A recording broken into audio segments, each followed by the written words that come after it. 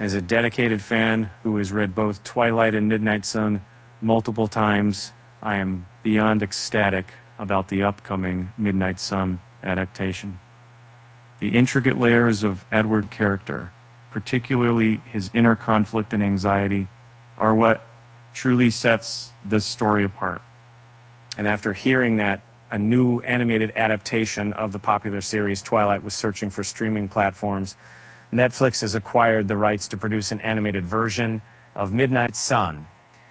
The show is being overseen by Lionsgate Television and will be penned and directed by Sinead Daly, known for The Walking Dead, World Beyond, and Dirk Gently's Holistic Detective Agency.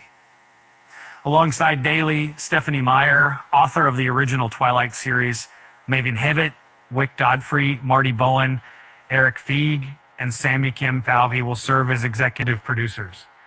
Based on the current plans, Midnight Sun promises to surpass a simple remake of Twilight in quality.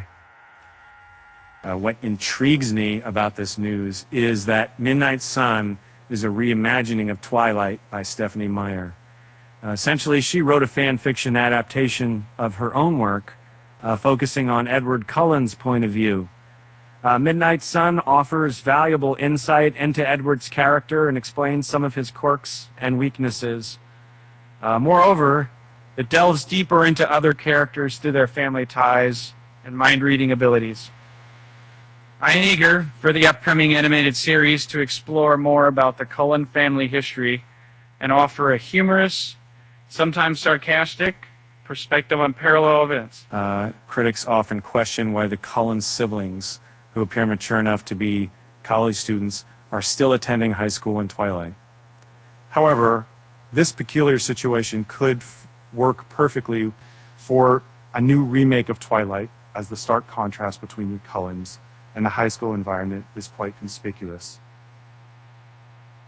Characters like Ms. Cope even comment on their advanced age, stating they should all be in college. The monotony of the Cullens repeating high school is a significant element in Edward's narrative in Midnight Sun, a pointing that is emphasized from the very beginning of the novel. High school, or perhaps I should say it felt like purgatory. If there's a way to make amends for past mistakes, then surely these years could contribute to that actual balance in some degree, and they had a double class decay. In contrast to Witch's fantasy Twilight novels narrated by Bella, which don't delve into Edward's inner world, this portrayal of his daily life adds depth to his character.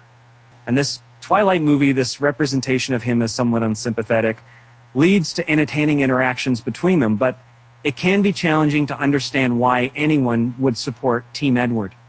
However, examining his grumpy side from a 104-year-old vampire's perspective in Twilight, who must attend high school to maintain appearances, seems reasonable and even makes sense. In addition to being grumpy, Edward frequently employs biting wit to convey his feelings of malaise in the novel Midnight Sun, which can be seen as a counterpoint to the popular Twilight.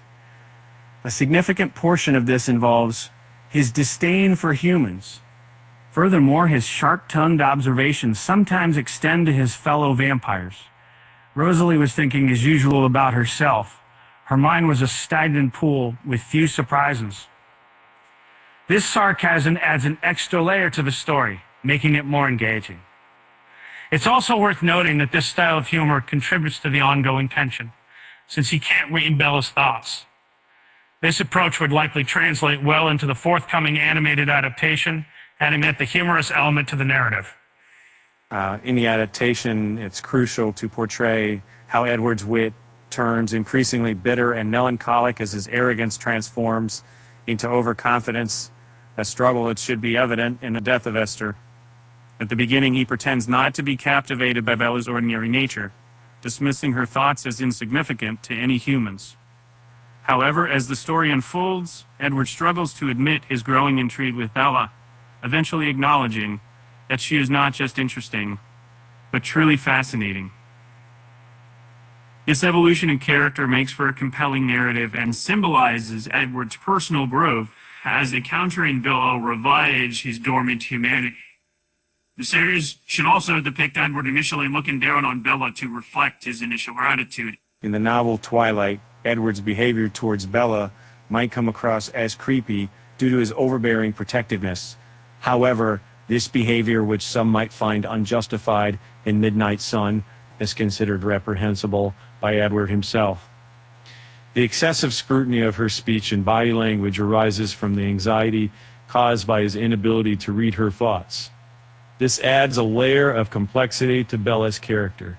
Despite common complaints that Bella is a Mary Sue or selflessness, demonstrated by her taking care of her mother like a parent, becomes evident through her conversations with Edward and observing to her interactions with others.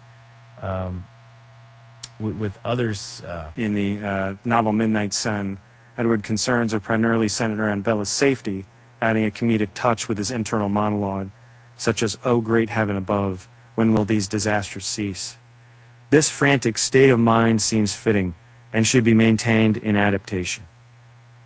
However, the dark humor in his inner struggles, like his musings about his family's violent actions, such as, "Then there were all murders," might need adjustment to make Edward more appealing. Additionally, his frequent mentions of Bella's human vulnerability can come across as somewhat outdated and chauvinistic, which is one reason why Twilight may not have aged gracefully. To paraphrase, we could say that in Midnight Sun, Edward's anxious thoughts about Bella's safety provide comedic moments, but the dark humor and occasional chauvinism in his internal dialogue might need to be reconsidered for a more compelling adaptation in the Twilight series.